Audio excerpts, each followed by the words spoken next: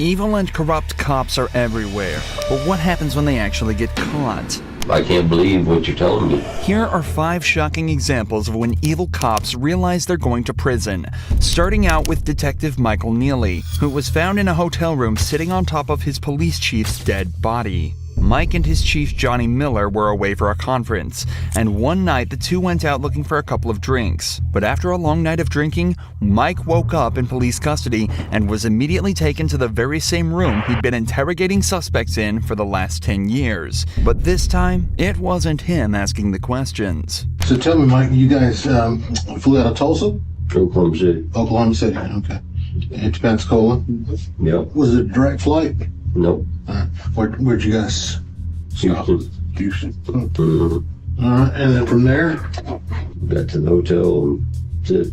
Mike is keeping all his answers short, which is a good idea in this situation. But it's up for debate whether it's because he knows it's the best move or just because he's still extremely hungover. Any problems or anything going on at crowd? Just normal dinner or what? It's normal. Any drinks there or just dining with? Couple beers. And Was it a early dinner, late dinner, or what? it's pretty early. It was, I don't think it was dark yet. Tell me what you guys did once you got back to the hotel. That's about it. Just watched football game. That was a Dallas game starting. Mike said the night consisted of a football game and a couple beers, but in reality, things went much further than that. Tests reveal that both men's blood alcohol levels were around or above 0.3. To put that in perspective, a level of 0.4 is widely considered to be a fatal dose, and 0.3 will likely result in alcohol poisoning, a condition that can lead to death and loss of consciousness. Either way, both men will have been completely out of control of their own emotions and actions, likely leading to the horrifying events that occurred that night. Do you remember hotel staff or a hotel employee coming up and telling you guys to keep it down? I don't remember that. So what is the last thing you remember as far as that evening until the football game? I mean, I know you're asking me questions, but can I ask you a question? Absolutely. Okay, homicide. Who is dead? Dead. Dead. Yes, sir.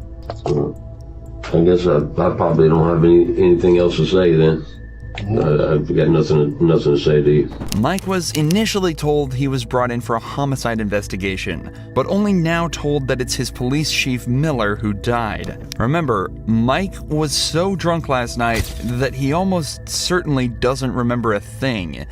So knowing how bad his current position is, he decides to invoke his right to silence, telling the cops that he's got nothing else to say. But these are trained detectives, and they're about to put all their years of experience to work. Michael, you've been charged with second-degree murder. Okay. I had no idea what I was being charged with. Yeah, you're being charged with second-degree murder, and you're fixing to be booked in the Escambia County Jail with no bond. And we've already notified your wife. Okay. And The victim, Yes. I'm assuming. yes. Okay. You have any questions for us? I mean, I've got 1,000 of them, but I mean, it really doesn't make it. Well, I mean, sure it does. I mean, if you want to talk, we'll sit here and listen to you talk. I mean, we'd love to know what the heck happened. But I mean, that's up to you. I mean, we'll answer your questions, in return. So I would love to know what happened to, Well, I mean, do you want to continue to talk to us? If you do, then I mean, we'll tell you what happened. I mean, I would love, I would like to know what happened, because I'm telling you, I don't have any memory of any of this shit, and I'm shocked. Do you want to continue talking to us? Yeah, I mean, I'll continue to talk. I'd like to know what happened. The detectives use 2 techniques here to persuade Mike into staying with them. First, they're reminded of the position he's in, almost threatening him with the punishments he's immediately facing. Then they ask if he has any questions for them. Obviously, given that they know Mike has no recollection of the previous night's events, he'll be scrambling to figure out what happened and if there's any way out of it for him. Imagine you woke up in a jail cell being told you're going to prison for killing your boss while blackout drunk. You do everything you could to piece together that night's events. Mike is now starting to realize that's his only option. Watch how his demeanor changes as he starts to almost join in his own investigation. I'm trying to get you to figure out what's the last thing you remember. And if the last thing you remember was watching football, do you remember drinking? Yeah. Okay. Were you drinking the vodka? Yeah, I drank some vodka. Yeah. So, well, the first call came a little bit after 6, I believe. One of the guys that was in the room next to you didn't say you guys were arguing, just being loud, just laughing, yelling, probably. So the next noise complaint came out about 9 minutes till 10. This time he can't get anybody to come to the door. All he hears, he's knocking. He hears just grumbling, grunting, uses his car to get in, is on the ground between the bed and the wall. You are sitting on his chest. His face is beaten. The statement that was given by the second noise complaint could hear a male saying, Mike, stop, and then it just went quiet. Mike reiterates that he's got absolutely no memory of this and had no animosity towards Miller at any point. However, he also doesn't show remorse at any point. He just sits there confused and quite obviously only concerned for himself, repeating that he just can't believe what happened. The officers detail a little more about Miller's body and try desperately to get Mike to remember anything at all about the events, but he just sits there in complete disbelief. I mean, you can't think of anything that would have triggered you to jump on? Nothing. I mean, it's nothing.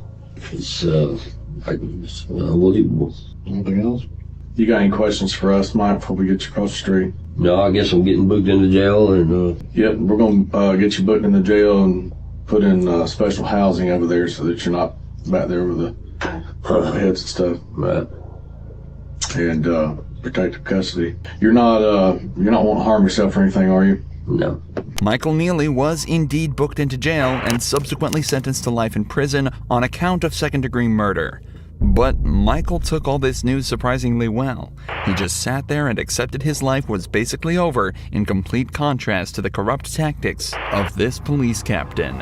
Captain James French was caught drinking and driving and followed home by an officer. What followed was one of the most brazen examples of police corruption ever caught on camera. Stay in your vehicle. Get back in your car. I'm Drunk? no, I'm the captain. Huh? A what? Captain. Of what? The big. Don't reach in your pocket. Get back in your car. Have a seat. I will. I'm not. You been drinking tonight? I just got a ride. You been drinking tonight, sir? I'm a captain on the police department. What police department? Oklahoma City. What division? Investigations. How much we had to drink tonight, sir?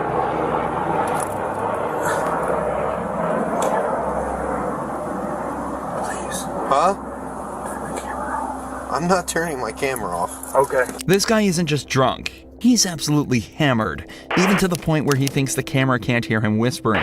But despite the captain's pleas, the officer refuses to turn off his camera and continues with the investigation. Go ahead and step out of the vehicle. You gotta be kidding me. How much we drink tonight, sir? I was at a poker game. Uh-huh. Because you were swerving all over me when you turn on here. You didn't use your signal. I'm sorry. How much you drink at your poker game? Not much. Not much? How much is not much? I don't know. Beer? Liquor? How Beer. many beers? 3 or 4. 3 or 4? How long ago was that? It's been going on a while. How long ago did you drink your last beer, sir? What time is it now? It's 0140. Midnight. You think you should drive it? No, but I came from 4 blocks. Your mom lives here. I live here. You live here. Yes. Forward to the rear of your vehicle. Okay. You got any weapons or anything on you? I do not, sir. Those must have been a strong few beers, as not only was he stumbling over his words, but apparently also swerving across both lanes on his way home. The captain is then searched and told to stand in the open where he's tested on his balance and sobriety. Hands down by your side, please. Look straight ahead. You see the tip of my pen, sir? I do. I want you to follow the tip of my pen without moving your head, okay? Come over here where it's a little bit more level. I'm going to demonstrate for you first. While I'm demonstrating, I want you to stand with your feet together, hands down by your side, just like this. All right, sir? What's your name? Matt French. Matt French. Mr. French, stand just like that for me. When I tell you to begin, okay, I'm just going to demonstrate for you first. I want you to pick a foot of your choosing. It doesn't matter if it's your left or your right foot. I'm familiar. And I want you to lift it approximately 6 inches off the ground. And while you look at your toe, I want you to count by 1,000s, 1001, 1002, 1003, 1004, 1005, so on and so forth until I tell you to stop. At any point in time you lose your balance or your foot touches the ground, just go ahead and pick your foot back up and continue to count, okay? Do you understand these instructions I've explained to you, Mr. French? You may begin.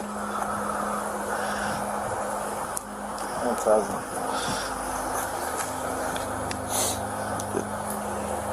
Keep Sir, going. can you turn that off, I cannot, sir. please? I know you're aware of our body cam policy. You know I cannot turn off this body I camera. do, but I'd like to talk to you. I can't do that, sir. Please, Are you going to do the test or not? will you please talk to me? I'll talk to you once we're You done. can turn it off, you can turn it on. I can turn it off once I'm done with my investigation, sir. Okay. I'm a captain on this police department. I understand that, sir. I get And that. I am a sergeant on this police officer, and I I've am taken not- an oath to uphold the law. I don't am show not- favoritism to anyone, regardless. I don't care if you're a gangbanger or the president of the United States. Sir, I'm not asking you for that. If I was to treat you differently than I was to treat like some Southside loco or some pedo, how's that look on me? Okay, I'm not asking you for that. Because I wouldn't do that for any of them. Even as the captain begs him to turn his camera off and just talk, the officer stands his ground and states that he has to treat everyone the same or his job and livelihood could be at risk. He's showing a fantastic amount of integrity that unfortunately we don't get to see too often, likely due to people like this trying to pull rank. They then continue with the third and final test, involving simply walking heel to toe for 10 steps. Alright, anytime you're ready, you may begin. 1, 2, 3, 4, 5, 6, 7, 8. 1, 2, 3, 4, 5, 6, 7, 8, 9. Alright, go ahead and turn around for me. Put your hands behind your back. Are you gonna arrest me, sir? Yes, I am. Can I talk to you? Go ahead and put your hands behind your back, sir.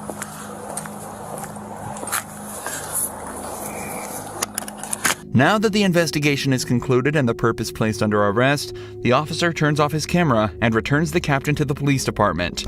Not only was he suspended from his position as Oklahoma police captain, but he was also hit with the regular punishments for DUI, likely amounting to a small fine and a few months in jail, a punishment that Stephanie Lazarus makes look like absolutely nothing. After decades of investigations, DNA evidence revealed that Stephanie was very likely the culprit of a murder committed in 1986.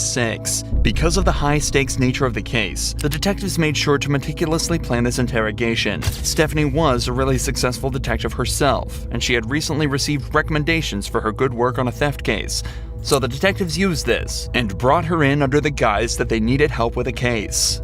I don't want to talk about this in the squadron because I don't know who people are listening. That's true. And if we go to my side, everybody's always wondering what everybody else is doing. No problem. Okay?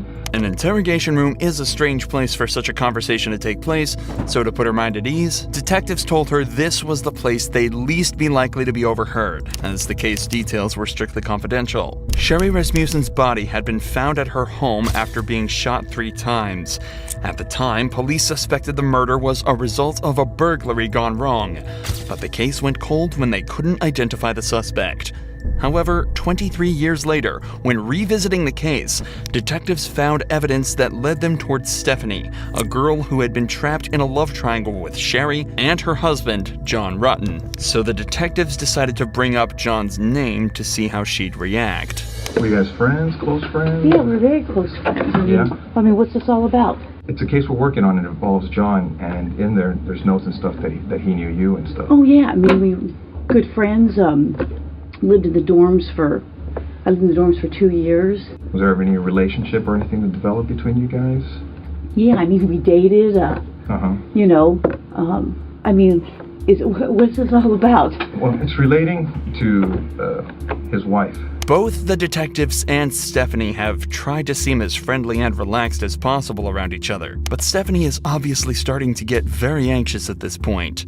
Even though the detectives gave a somewhat believable excuse, she is now in an interrogation room faced by 2 detectives being questioned about a girl she supposedly murdered 20 years earlier. Her breathing has become faster, and her language is defensive, and her movements have become more erratic. And you're right. I mean, if you guys are claiming that I'm a suspect, then, you know, I got a problem with, you know, with that. Okay. Okay? So, you know, if you're doing this as an interrogation, you're saying, hey, I'm a suspect. Well, now I got a problem with, you know, now you're accusing me of this? Is that what you're saying? Obviously, you know about all the DNA stuff and things of the nature that, you know, gets done on cases nowadays. You know, if we asked you for a DNA swab, would you be willing to give us one? Maybe. Because now I'm thinking I probably need to talk to a lawyer. Stephanie chooses to provide DNA evidence, hoping her willingness to help out would ultimately prove her innocence. But, unfortunately for her, just 5 minutes later, the detectives decide they've heard enough and put her in cuffs. Months later, after a long and arduous trial, a decision was made by the jury. We, the jury, in the above entitled action, find the defendant, Stephanie Eileen Lazarus, guilty of the crime of murder of Sherry Rasmussen. We further find the murder was of the first degree. Stephanie was sentenced to 27 years in prison after being hit with a single felony charge of first-degree murder. But to this next cop, Jalen Fleer, a single felony charge looks like child's play. Can I ask, is this something I should have lawyers on? In April 2020, San Diego police received tips that a man had been engaging in with a local child. 2 months of investigation led directly to Jalen and a mountain of questions that desperately needed answering. So, I know that I have a lot to delve into, but I really want to get to know you first, if you don't mind. Definitely. Okay. So, I'm going to lean back and get comfortable. Just because... Are you comfortable? Do you want to take off your duty belt? No, I'm good. Okay. Can you tell me a little bit about your upbringing? Yeah, so... I will ask what this is about? Yeah, so we're looking into some allegations that were made. We're kind of... It started with a Crime Stopper report, so we're just kind of going from there.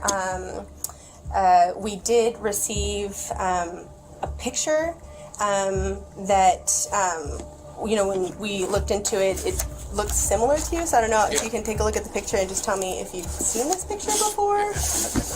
Oh, I have like 15 million things here. Okay. As soon as the allegations are brought up, Jalen becomes visibly stressed. He leans forward tentatively in his chair, clasps his hands together softly, and clenches his jaw. It's obvious he's worried about whatever he's about to be shown. The detectives have made it clear that he is not currently being detained and is free to leave at any time. However, she is making a noticeable effort to make him feel relaxed, using a bubbly and friendly persona to put him at ease. So this picture right here. Yeah, that's definitely me with the gross one. Okay, so this picture right here, how old were you when it was taken? I don't know, 20? 20? Okay, cool. That makes it very easy. So as far as like the picture, so this photo came up in connection with some allegations about you communicating with a younger female on Snapchat. Okay. Can I ask, is this something I should have lawyers on? Jalen is starting to seem more and more stressed. He begins to sway in his chair more and becomes more closed off with his answers. But the pressure he's feeling now is nothing compared to what the detective is about to lay on him. So, you know, this, like I said, this photo was sent to this person, so they were in possession of it, and we can't find any connection or reason why this photo would end up with this particular person if it wasn't shared by someone you may know or yourself. I agree, yeah. My wife wouldn't have done that, so I don't know why she would share that. So, well, along with the photo came some additional information about your personal life. Okay. And based on some of the information you shared with me today, it seems to add up. Okay. The account that shared the photo and the information was called J178211, a seemingly random selection of numbers, until you realize that 17 was his college baseball jersey number, 82 was his high school jersey number, and 2011 was the year he graduated in. If this account was operated by a so-called enemy of Jay, they'd sure done their research. Jay, I'll be very honest, I want to know the truth. Yeah, no, I've never even heard of that account. Okay. Have you ever shared any images of your with anyone? Yeah. Okay. And how many times would you say you've done that? A lot. Did you ever share any videos of you having with anyone? With anyone? No. I've always had personal videos of me and my wife. That was it. And my ex actually had one, but...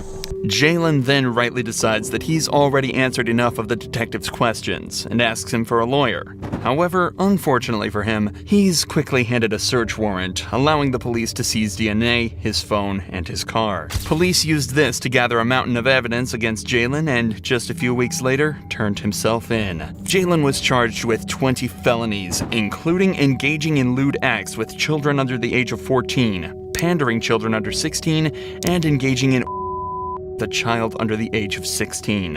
A few months later, he was sentenced to 12 years in prison, a fraction of the amount Grant Hardin received after a murder investigation led to the shocking discovery of a crime committed over a decade earlier. Grant has been apprehended on suspicion of murder, but the secret he was hiding would end up making him so desperate, he would try everything he possibly could to escape. On the 23rd of February, James Appleton had pulled into a parking lot on Ganridge Road to take a phone call with his brother-in-law. Suddenly, a loud banging sound was heard over the phone, and the line went dead. A passerby had spotted a white Chevrolet Malibu parked behind James's car that immediately sped away after the loud noise. When the passerby went to check on James, he was lying dead at the wheel, with a gunshot wound to the head. Gateway, Arkansas is a small town of 400 people, so the owner of the Chevy was quickly determined to be Grant Hardin, a 50-year-old police officer who had lived in this town his whole life. Later that night, Grant's vehicle was stopped at a police roadblock after taking his family out for dinner, and he was quickly brought in for questioning. But unfortunately for everyone involved, Grant's experience in law enforcement would prove to make this interrogation one of the most excruciating and difficult that Arkansas police had ever had to deal with. I'm Detective Chamberlain. I know we haven't met. James Chamberlain. Okay. Did you used to be a police officer somewhere? Or, I recognized you, but I wasn't 100% sure where I knew you from. But somebody said that you used to be a police officer in Gateway or something like that. Okay. The interrogation begins casually as Detective Chamberlain opens with questions about Grant's career. As they're both police officers, he assumes he can strike an immediate middle ground with him, building trust between them and hopefully getting him to relax so he'd give up information easier. A strategy that he'd soon find out had the opposite effect. Grant is then read his rights, but decides this is where he's going to start making it difficult for the detectives. Here's the thing. I want to talk to you about what you've done today, okay? Can you just take me through when you woke up this morning to when you got stopped by the police out there in, what's the name of that road that you're on? I'm sorry, I'm going to drop Ganridge. I'm not going to say anything after I've been read those rights yet. Okay. Well, I don't know what's going on. I am kind of sickly to what I'm here for and things. Up until this point, Grant hasn't been told what he's been brought in for, and states that he's feeling sickly given the circumstances he's been put into. Given his disturbing body language, he may also be feeling exposed and somewhat inferior due to being the suspect of a case instead of the detective for the first time in his life. So you don't want to explain what you've done today? Did you? Is there a reason behind that? What was the first thing said? I have the right to remain silent. Okay. So you're telling me that you don't want to talk to me right now? Okay, cool. Hang tight right here for just a few minutes, okay? As is normal in a case like this, the detectives leave the room for a few minutes to talk about how they're going to handle the interview. And not only does it give them time to formulate their approach, but it also gives the suspects time alone to worry about what could be going on and form anxiety regarding their situation. At the same time, though, it may also give the suspect a moment to collect their thoughts and generate their own story and approach to the interview, putting the detectives on the back foot instead. By the way, I'm Detective Cordier. I think we've met once before. Probably so. Yeah, I think so. Okay, so I don't know if I scared you at the beginning or what, but that's why I was trying to, and I can't. You see the position that I'm in. I can't tell you why you're here, but at the same time, I need to rule you out into something. Does that make sense? When the detectives re-enter the room, they try an obviously different approach, this time attempting to set Grant at ease, stating that they just need to clear him from any wrongdoing, and then he's free to go on his way. Many people would, at least subconsciously, be inclined to open up a little more in an attempt to get out of there as soon as possible. But Grant has other ideas. Would you be willing to talk to me about your day, knowing that I need to rule you out of something, or like I'm just, if you didn't do anything wrong today, you have nothing to worry about? Yes, I would have liked to, but before the rights were read, so not knowing what's going on. Yeah, and you understand as a detective, we read those rights to everybody who comes in here. It's not just you. It happens to everybody that walks through this room and talks to us. As a former police officer, Grant is fully aware of all of this. He also knows that staying silent is a right and should not be used against him to imply guilt. So he continues to refuse to answer any questions to try and shake the cops off. I guess my question is this. Knowing what I just told you, I guess if it was me and I was, if I was in your position, I'd be like, hey, James, I did this. Or Grant, I did this. I was at, here, here, and here. And I would just be done with it. But at this point, like, I can't clear you from this because you could still potentially be a suspect. I don't know if I'm not explaining it right or what was going on here. It fine. I just have to, once the rights have been read, I have to, it says I have the right to be silent. Yes. Okay. Just tell me this. I know you were a police officer before, right? You're a police officer in Gateway? It's an easy yes or no.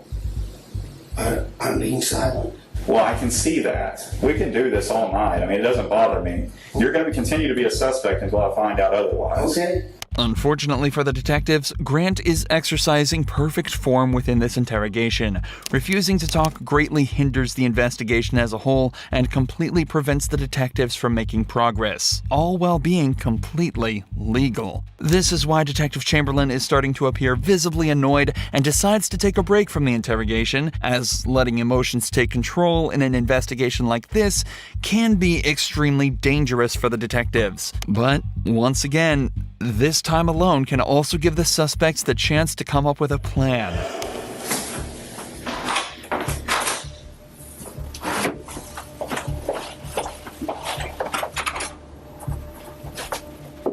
Hello, I need to go. You need to go where? Home or get ready for work in a little bit. Okay, we'll just have a seat and I'll get it for you.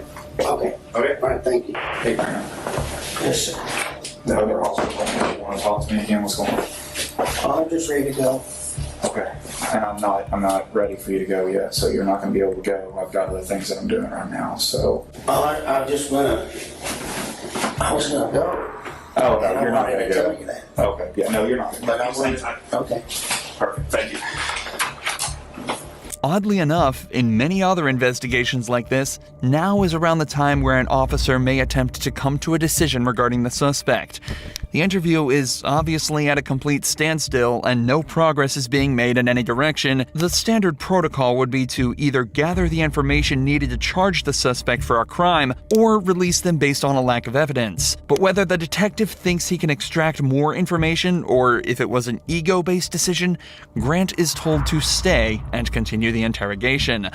The police then try to take some time to piece together more of the story, talking to witnesses to try and place Grant at the scene of the crime. Despite his silence being perfectly legal and acceptable, it greatly increases the detective's suspicion towards him. Suspicion that's only heightened when Grant's wife says that his only alibi was that she thought he was spreading grass seeds at the time of James's death. All signs point towards Grant, and Detective Chamberlain goes back in for round 3. Detective Cordero is talking to your wife right now. I talked to her a little bit.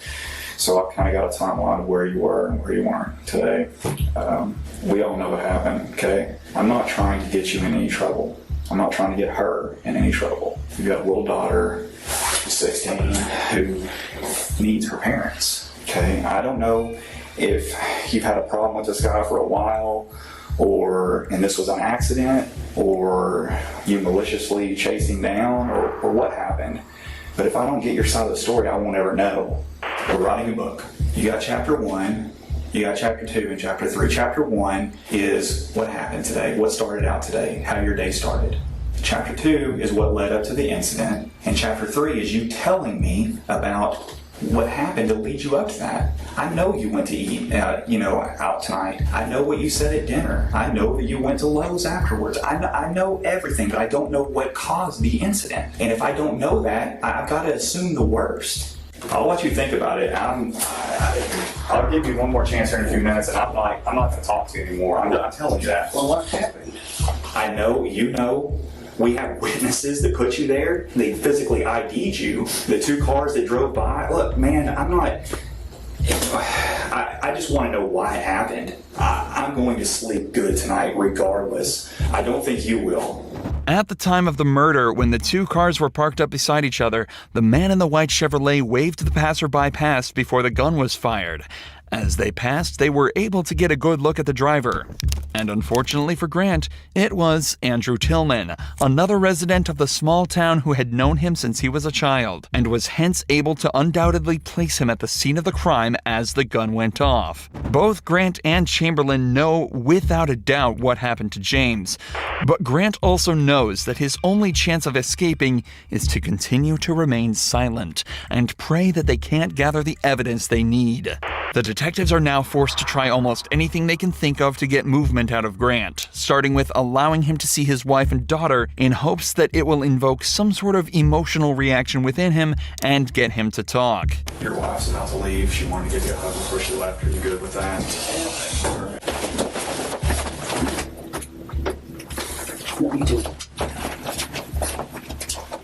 Okay. All right, I'll be back in a few minutes. Thank you.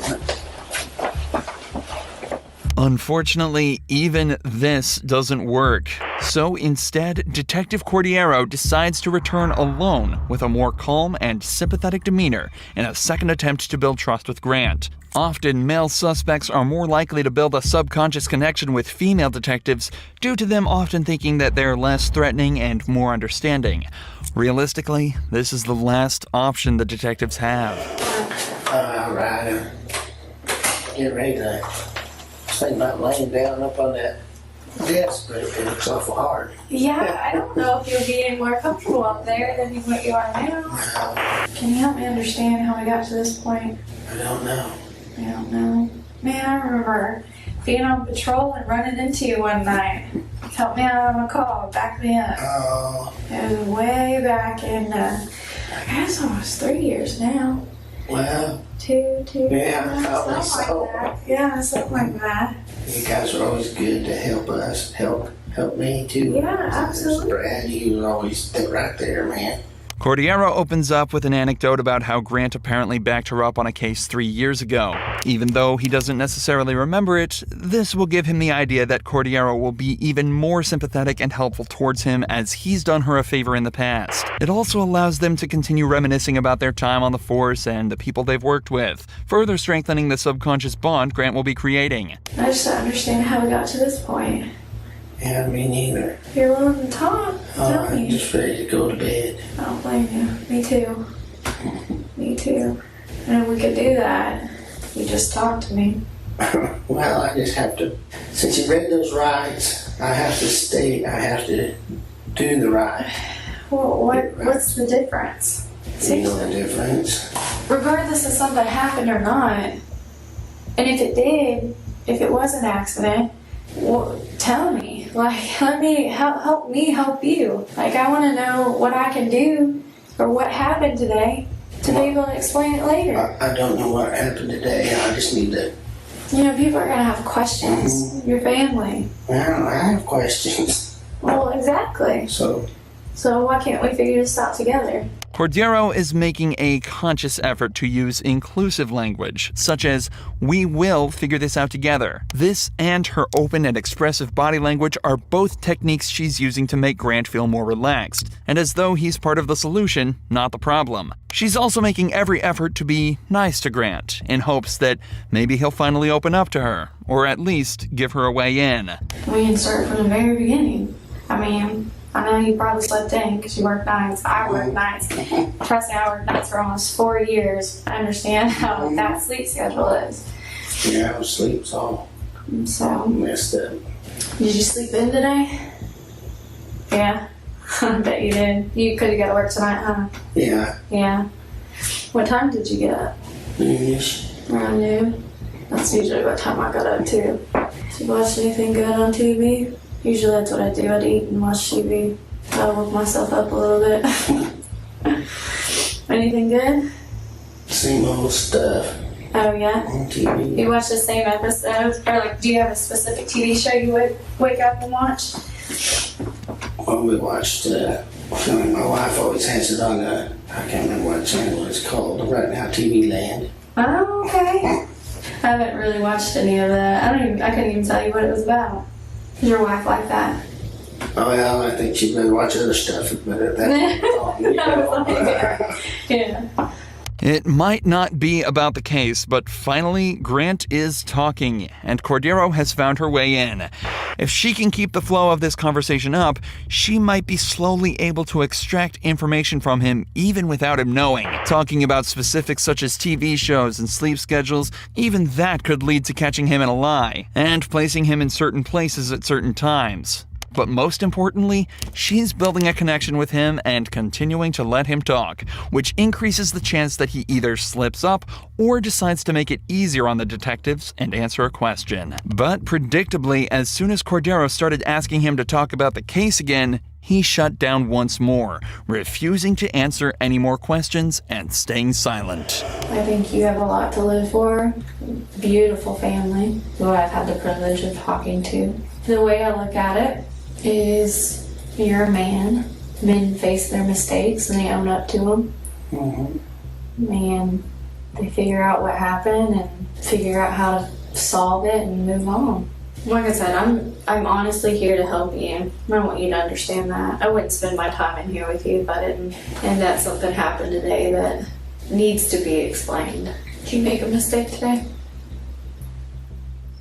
Even after reminding him of his family, Grant doesn't move an inch, again realizing that his only chance of being let off is to not speak and hope they don't find anything. I like you. I like this fella that was a detective here. And I know y'all don't care about any of that and stuff. And I just don't know how to I haven't had this happen before. Being brought in and interrogated for something. So I know you don't care, but I just don't know how to be silent. Sitting over here looking like a jerk. No, you're not. Honestly, you are far from that. You're very polite. Don't you know why you're here? I appreciate you guys, and I'm just gonna get a lawyer. Yeah, it's up to you. But You can obviously something's going on, and I need one. I just want to hear your side, but I want to get a lawyer. After hours of almost pointless back and forth, Grant finally asks for a lawyer, meaning the detectives can no longer question him, and concludes the interrogation. But this is far from where the story ends. Between this interrogation and the final court hearing, Grant and his lawyer both realized that there was simply no way he was going to be released scot-free. Not only was there a man at the scene of the crime who all but saw him pull the trigger, people were also starting to realize that he'd actually either been fired or resigned from 3 different police force jobs before becoming the chief of police in his hometown. So, on October 16th, 2017, he pleaded guilty to the first-degree murder, but refused to reveal his motive, leaving each member of James Appleton's family without closure to this day. However, as Grant was being prosecuted, a shocking revelation was made that turned him, a murderer, into a senseless monster of a human being. As his DNA was being taken, they realized it was already in the system, under an unknown name, for a crime committed almost 20 years ago. In November of 1997, a teacher at Frank Tillery Elementary School went to the teacher's lounge bathroom only to be met by a man brandishing a gun that forced her into a stall. The man then raped her and fled, taking care not to touch anything or leave evidence behind, except for the he left on her clothes. Local police did everything they could to identify the perp, but after 20 months of effort, the investigation went cold until 20 years later when Grant Hardin's DNA was found to be a perfect match. And because Rogers police had obtained a John Doe warrant back in 2003, allowing them to arrest an unknown suspect and bypass the statute of limitations, he was hit with the 14-year sentence for his on top of the 21 years for the murder of James Appleton. And as such, Grant Hardin was sentenced to 35 years in prison, meaning that he'll likely live out the rest of his life behind bars.